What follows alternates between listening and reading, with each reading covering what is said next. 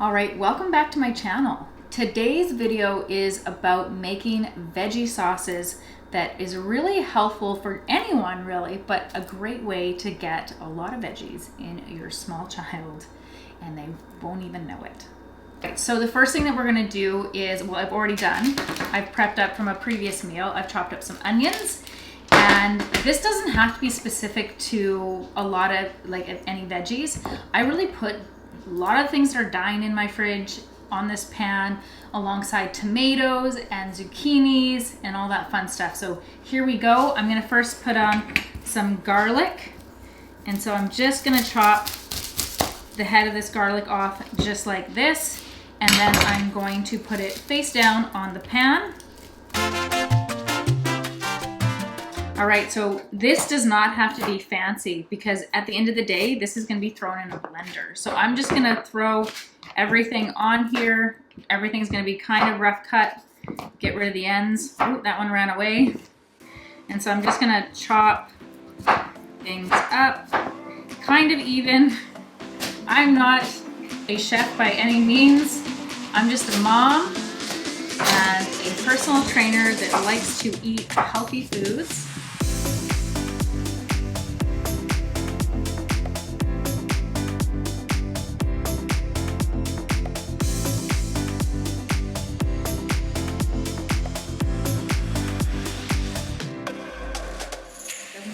Fancy.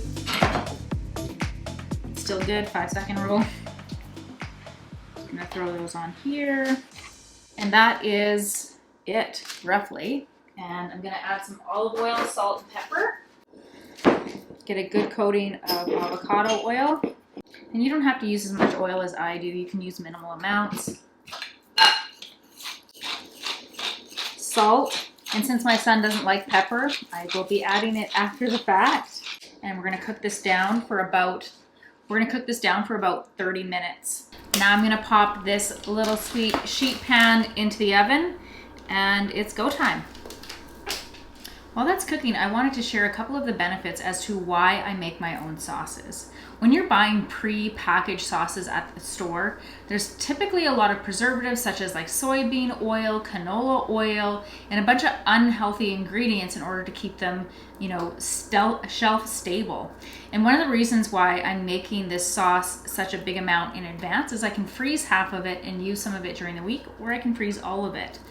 And it's just a handy thing to just add on top of things. Like you can add it onto sweet potatoes, you can add it onto regular potatoes, you can add it onto what my son's favorite is quinoa noodles or a rice noodle on top of that. You can also use it as a sauce on top of chicken.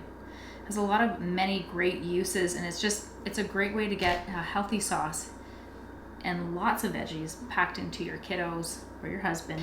And another great reason why to freeze some sauces in advance is like when you go away for like a long weekend, the last thing you want to do when you get home on a Sunday or on a Monday and then your week work has already started and you don't have anything prepped, if you have this in the freezer, it's a great like last minute dish that you can easily pull out of nowhere, especially if you get invited to a friend's house or a family member's house. You can easily make a pasta dish like that because it's already done.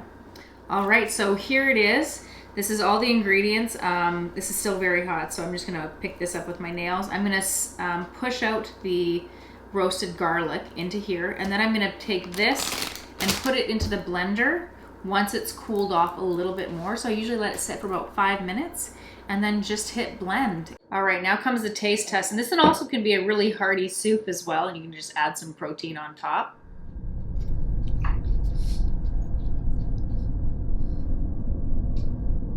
Pretty good. All right, so this can be done right now. I'm gonna add in some coconut milk and I'm gonna tell you why. So this can be on its own. It can be a soup, it can be a sauce, and it can be like a sauce for pasta. It could be a sauce for on top of chicken. Yeah, it can be a sauce. If you wanted to make it a little bit creamier and a little bit thinner, you could add in coconut milk as well. So I'm gonna add in a can of full fat coconut milk. This is also great for brain health for kids. I mean, adults too. We need healthy fats.